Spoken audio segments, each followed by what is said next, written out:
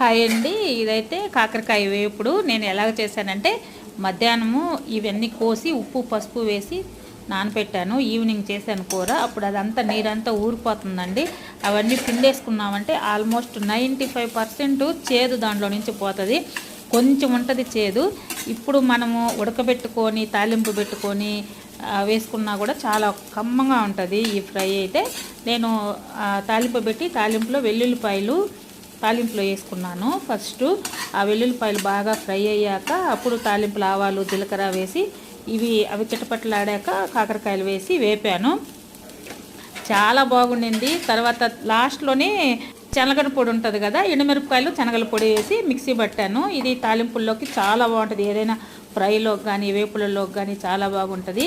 దీని full video అయితే కింద టైటిల్ కింద ఉంటుంది చూడండి. నా ఛానల్ కొత్తగా ఎవరైనా చూస్తూ ఉంటే సబ్స్క్రైబ్ చేయండి. Thank you.